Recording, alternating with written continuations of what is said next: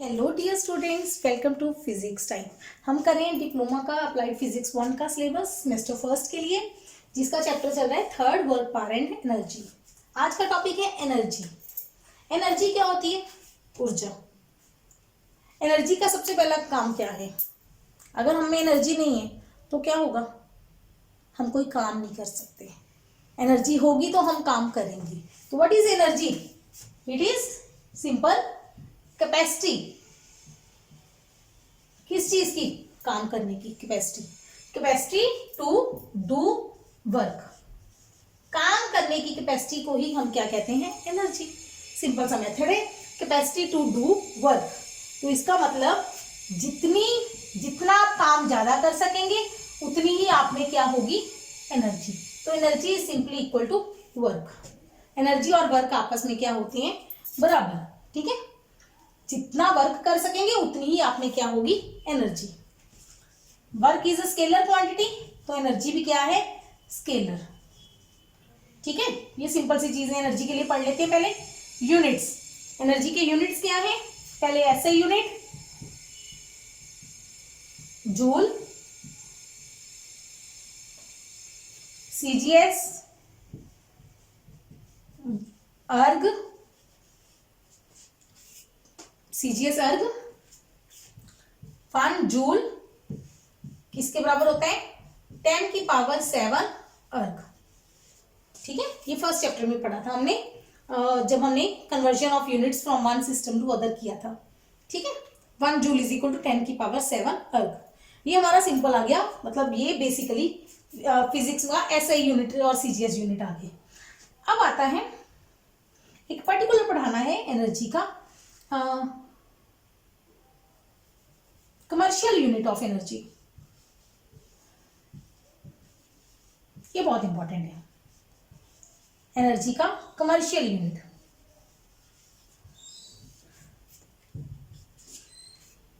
घरों में बिजली सबके लगी हुई है, लाइट आती है, बिजली आती है। बिजली को क्या कहते हैं? इलेक्ट्रिसिटी।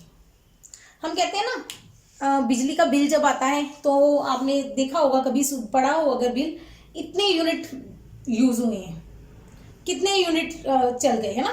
4 यूनिट हो गए, आज के 5 यूनिट हो गए। तो वो जो यूनिट हम बोलते हैं वो है commercial unit of energy. Commercial unit of energy वो क्या है? किलोवाट। पूरा नाम लिख दूं पहले, किलोवाट आर।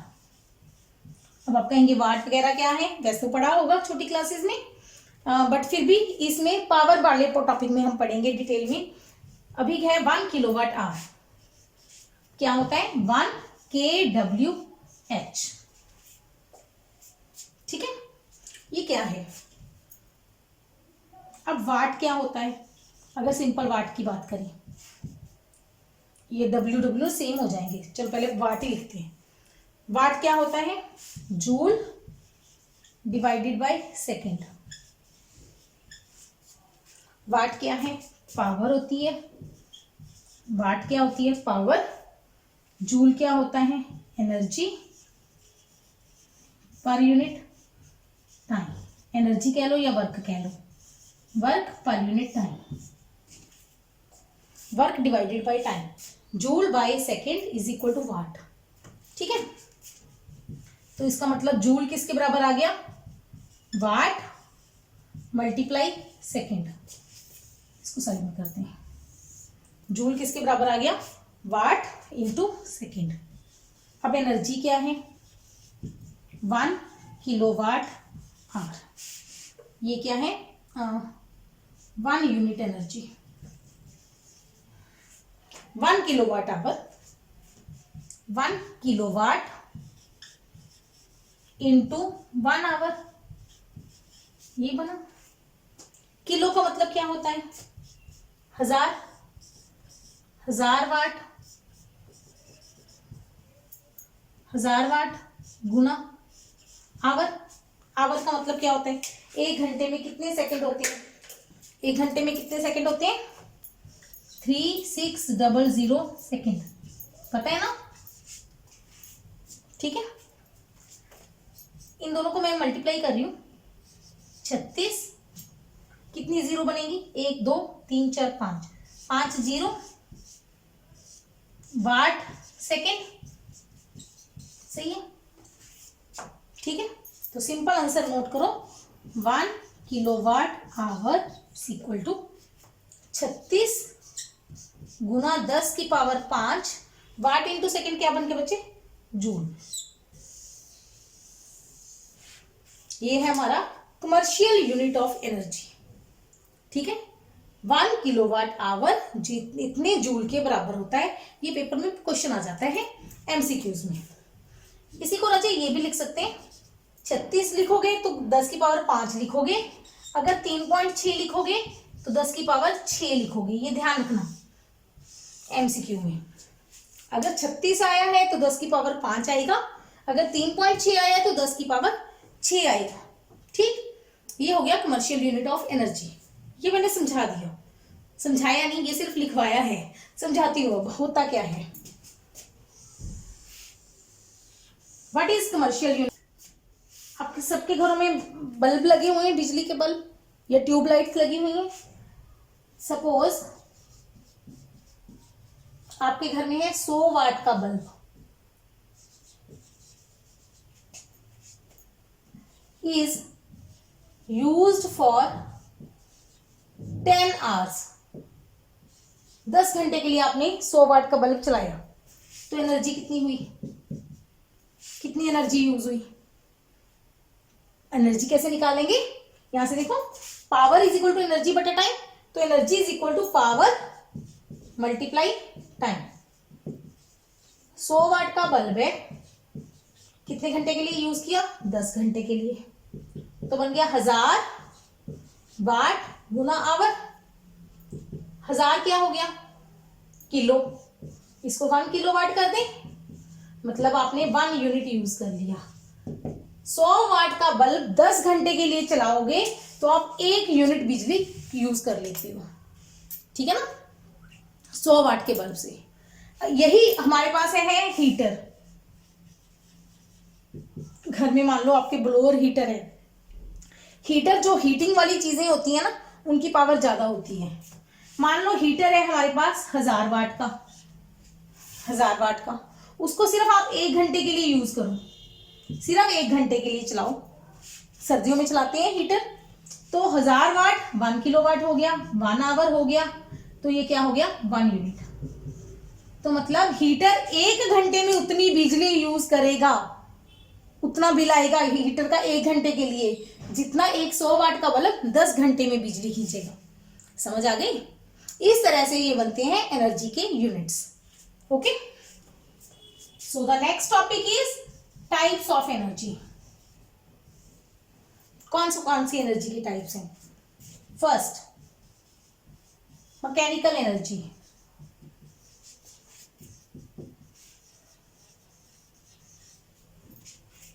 मैकेनिकल एनर्जी 2 तरह की होती है, सीधे ही हम इसकी 2 पार्ट्स ही पढ़ेंगे, ए और B. First, potential energy, second, kinetic energy. It is of 2 types, potential and kinetic. Potential energy मतलब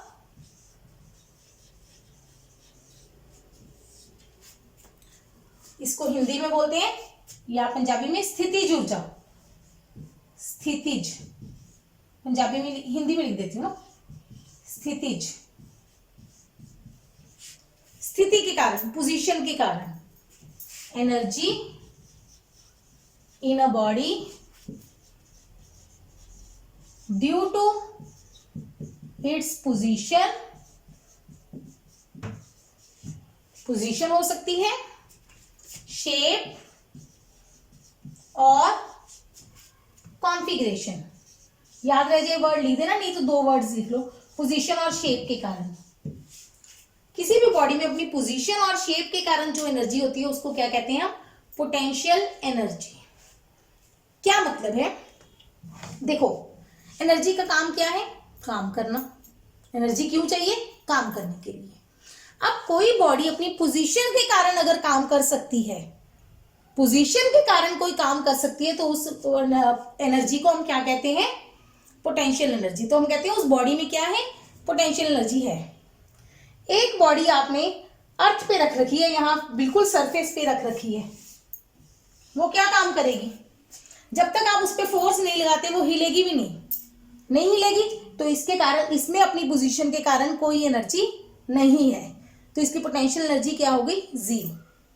जब तक फोर्स नहीं लगाओगे ये काम नहीं करेगी ना। अब इसी बॉडी को आप ऊपर ले जाओ, यहां पे एक बार ले गए, इसको यहां पे पकड़ के रखा है, ठीक है। आप छोड़ोगे तो ये काम कर सकती है? बिल्कुल। छोड़ोगे तो ये नीचे जाएगी, नीचे जाके क्या होगा, नीचे अगर कोई चीज पड़ी है तो उसको तोड़ देगी, काम हो गया। मान लो नीचे पत्थर का टुकड़ा पड़ा है, एक ईंट पड़ी है, ब्रिक है, हमने ब्रिक को तोड़ना है तो क्या करेंगे, हथौड़ी है, हथौड़ी को ऊपर लेके जाएंगे, छोड़ देंगे, नीचे जाएगी और उसको तोड़ देगी, हमारा काम हो गया। काम किसने किया? ये ऊपर गई हुई बॉडी ने। तो अब ये काम ऊपर जाके काम कर सकती है, तो इसमें क्या हो गई, एनर्जी। उस एनर्जी को हम क्या कहेंगे, potential energy due to its position, अपनी पोजीशन के कारण, ठीक है। ऐसे ही मान लो ये एक फिक्स दीवार है, दीवार के साथ मैंने एक स्प्रिंग बांध रखा है, बस बांध रखा है। क्या ये स्प्रिंग कोई काम कर सकता है?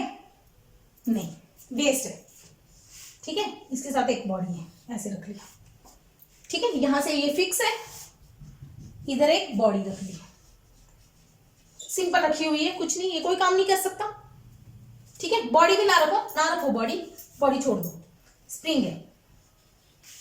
अब क्या किया हमने, इसको खींचा, खींच के छोड़ा, क्या होगा,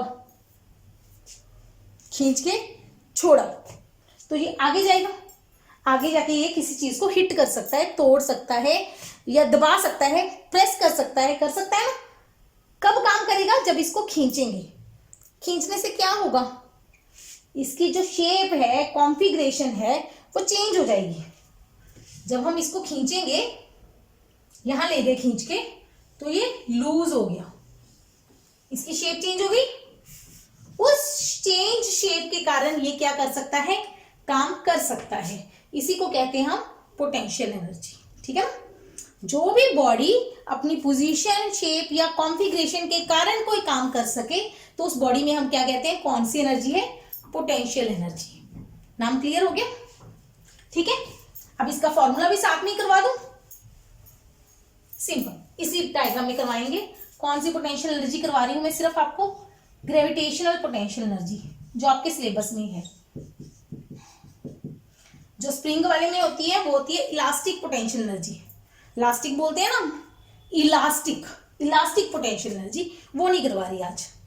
ग्रेविटेशनल पोटेंशियल एनर्जी, मान लो इस बॉडी को आप यहां से h हाइट पे लेके गए, ऊपर ले गए, बॉडी का वेट किस तरफ एक्ट कर रहा होगा, नीचे की तरफ। कितना वेट लगेगा, mg। आप ऊपर लेके गए हो तो ऊपर लेके जाने के लिए क्या लगानी पड़ी आपको, फोर्स। कितनी फोर्स लगानी पड़ी, देखो बताया ही था आपको, एक ऊपर है एक नीचे है, दोनों को बराबर रख दो। mg कितना वर्क डन हुआ, फोर्स इंटू डिस्प्लेसमेंट। कितना ऊपर लेके गए हैं, h हाइट। कितना ऊपर लेके गए हैं, h हाइट तक। F फोर्स लगी, h हाइट हो गई। ध्यान दो, ऊपर फोर्स लगाई, ऊपर ही हाइट है, एंगल कितना हो गया, 0, है ना। फोर्स इंटू डिस्प्लेसमेंट, ये ऐसे कर लो। फॉर्मूला था Fs cos थीटा, F की वैल्यू mg, डिस्प्लेसमेंट कितनी है, h, एंगल कितना है फोर्स और डिस्प्लेसमेंट में, 0, तो वर्क डन आ गया mgh। एनर्जी किसके बराबर होती है, वर्क डन के, तो एनर्जी कितनी आ गई, mgh। ये कौन सी एनर्जी आ गई, potential energy due to position. बस खत्म। पोटेंशियल एनर्जी का formula mgh। m is mass, g is acceleration due to gravity. g की वैल्यू फिक्स होती है राजे, कितनी, 9.8 मीटर पर सेकेंड स्क्वायर, ठीक है। h क्या होगी, हाइट। ये होगी हमारी ग्रेविटेशनल पोटेंशियल एनर्जी। इसी की जरूरत पड़ेगी आपको। पहले पार्ट समझ आ गया। सेकेंड टाइप्स ऑफ एनर्जी में सेकेंड है मैकेनिकल एनर्जी का ही दूसरा पार्ट, काइनेटिक एनर्जी, गतिज ऊर्जा। इसी में चेंज कर रही हूं। Energy in a body due to its motion और स्पीड। स्पीड के कारण जो एनर्जी है उसको हम क्या बोलते हैं? गतिज ऊर्जा, काइनेटिक एनर्जी। ठीक है क्या? इसके लिए हम बॉडी को मूव करेंगे। बॉडी है ए पोजीशन पे खड़ी है, इसको ले गए इधर। इधर कैसे जाएगी? फोर्स लगा के। कहाँ चलेगी? बी पे। कितना डिस्टेंस मूव कर गई? एस। ठीक है, एनर्जी निकालनी है। एनर्जी कौन सी एनर्जी? काइनेटिक एनर्जी में के ही लिख रही हूं। Kinetic energy is equal to work done. Work done होगा फोर्स इंटू डिस्प्लेसमेंट। यहां तक तो क्लियर है, कोई डाउट नहीं। अब यहाँ पे ग्रेविटी लग रही है, ग्रेविटेशनल फोर्स लग रही होगी। ग्रेविटेशनल नीचे लगेगा वेट, रिएक्शन आएगा, वो बैलेंस हो जाएंगे।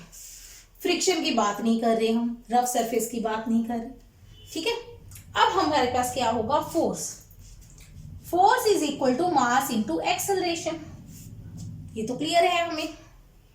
ठीक है, चलो अब देखो, अब हमने क्या करना है? मोशन लेना है from A to B. Body जा रही है ए से बी तक। सेकेंड चैप्टर में इक्वेशन ऑफ मोशन होती थी v is equal to u plus a t, s is equal to u t plus half a t square.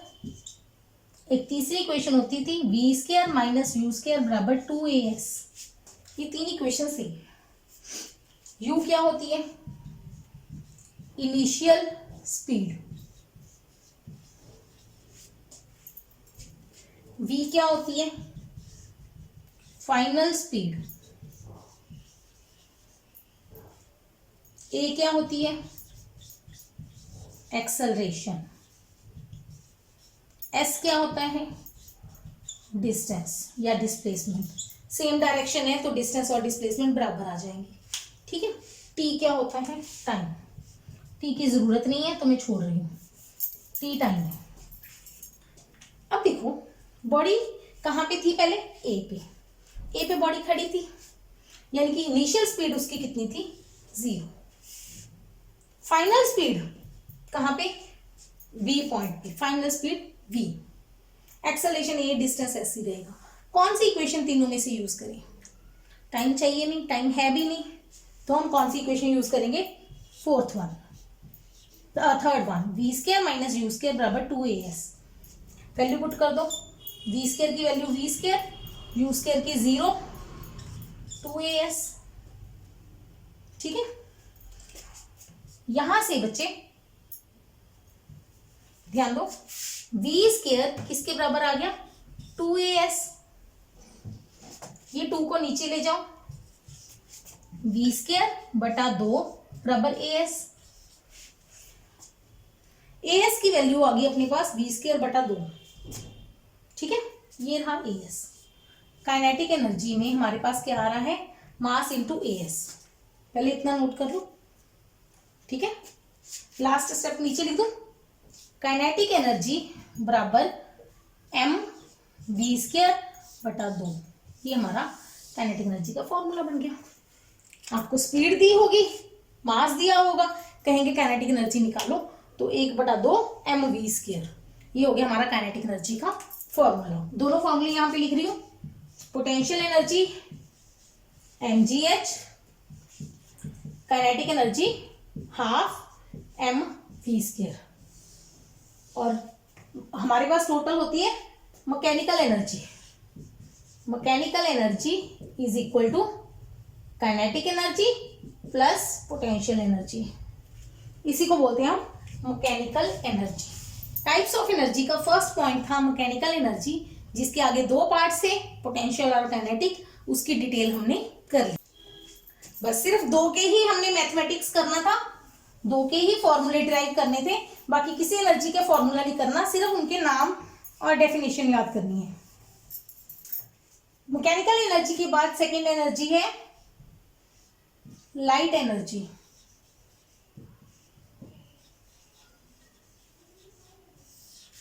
Next है heat energy. Next है साउंड एनर्जी। ये तीन नाम मैं पहले लिख रही हूं, क्यों? क्योंकि इनकी डेफिनेशन एक जैसी है। लाइट से क्या होता है? हम देख सकते हैं। हीट से क्या होता है? हमें गर्मी महसूस होती है। साउंड से क्या होता है? हम सुन सकते हैं। ठीक है ना, तीनों चीजें। तो सिंपल आपने क्या लिखना है?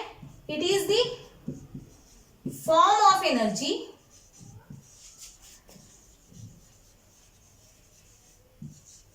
which produces in us the, क्या लिख रही हूं मैं बताती हूं हिंदी में, sensation of site. Sensation, sensation मतलब सेंस करना, फील होना। क्या चीज फील करते हो आप? साइट। साइट मतलब दिखना। ये लाइट वो एनर्जी की टाइप है, वो फॉर्म है जिससे हमें प्रोड्यूस होती है देखने की सेंसेशन। हम उसको कहते हैं ना ज्ञानेंद्रियां। कितनी ज्ञानेंद्रियां हमारी? 5। कौन कौन सी? देखना, सुनना, सूंघना, ठीक है, बोलना और टच, फील करना। ठीक है, तो ये देखने वाली सेंसेशन है जिससे हमें दिखता है, वो क्या है? लाइट। वो लाइट एनर्जी है। Heat energy, it is the energy which produces in us the sensation of warmth. गर्मी लगना, हमें फील होती है ना गर्मी, टच, गर्मी, गर्माहट, गर्माहट फील होती है, उसको क्या कहते हैं? Heat energy. साउंड एनर्जी क्या होगी फिर? The sensation of hearing, सुनना, जिससे हमें सुनाई देता है, उस एनर्जी को क्या कहते हैं? Sound energy. ठीक, 3 टाइप की एनर्जी क्लियर हो गई। 4 हो गई टोटल मैकेनिकल, उसके बाद लाइट, हीट एंड साउंड। बाकी सारा कुछ सेम है, तीनों की डेफिनेशन, सिर्फ लास्ट वर्ड में फर्क है। ठीक, उससे नेक्स्ट है type of energy electrical energy.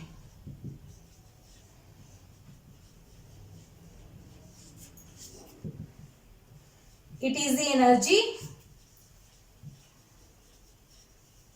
due to flow of charges. Charges के फ्लो के कारण जो एनर्जी होती है, चार्ज, करंट, चार्ज के फ्लो को करंट कहते हैं। करंट के कारण जो एनर्जी आती है उसको क्या बोलते हैं? Electrical energy. इलेक्ट्रिकल एनर्जी क्या करती है? सिंपल, आप स्विच ऑन करते हो, बिजली गई, करंट आया, बिजली मतलब अंदर करंट फ्लो किया। करंट से क्या होगा? जो चीज चलाएंगे आप, पंखा चलाएंगे, पंखा घूमेगा, घूमने वाली एनर्जी को क्या कहते हैं? मूव करने वाली एनर्जी को क्या कहते हैं? Kinetic energy. काइनेटिक एनर्जी किसका पार्ट थी? मैकेनिकल एनर्जी का। तो इलेक्ट्रिकल एनर्जी से क्या बन गई? Mechanical energy. अगर आपने इलेक्ट्रिक पंखा चलाया, लाइट ऑन हो गई, तो इलेक्ट्रिकल एनर्जी किस में चलेगी? लाइट में। तो इलेक्ट्रिकल एनर्जी करंट फ्लो करने से आई, लेकिन वो कन्वर्ट हो जाएगी किसी और एनर्जी में। अगर आपने हीटर चलाया तो क्या हो गई? हीट एनर्जी प्रोड्यूस हो गई। ठीक है, अगर आपने टीवी चलाया तो क्या हुआ? साउंड एनर्जी भी आई, और इलेक्ट्रिकल एनर्जी से और कौन सी एनर्जी आई? लाइट एनर्जी भी आई। समझ आ गई? तो ऐसे इलेक्ट्रिकल एनर्जी से, करंट से जो एनर्जी आएगी वो इलेक्ट्रिकल है। इलेक्ट्रिकल आगे किस में जाती है? वो चीज पे डिपेंड करता है आप क्या चला रहे हो। Next, chemical energy.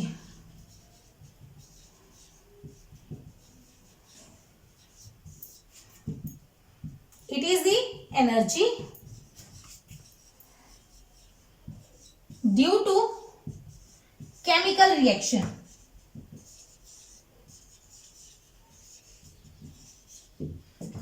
दो चीजों को मिक्स किया, केमिकल्स को मिक्स किया, एकदम से तूफान आया है ना, चीज उड़ी। केमिकल्स के मिक्स करने से जो एनर्जी मिलती है वो क्या है, केमिकल एनर्जी। केमिकल्स रिएक्शन होने से जो एनर्जी मिलती है, ठीक है। Next is nuclear energy, last nuclear energy. It is due to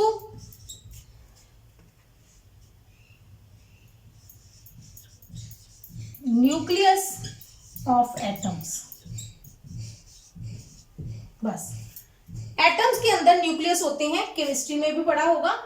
atom के अंदर एक न्यूक्लियस होता है, ठीक है, साइडों में क्या होते हैं, इलेक्ट्रॉन्स। तो न्यूक्लियस, बड़ा न्यूक्लियस टूटेगा तो एनर्जी निकलेगी, छोटे न्यूक्लियस जुड़ेंगे तो भी एनर्जी निकलेगी। उस एनर्जी को हम क्या कहते हैं, न्यूक्लियर एनर्जी।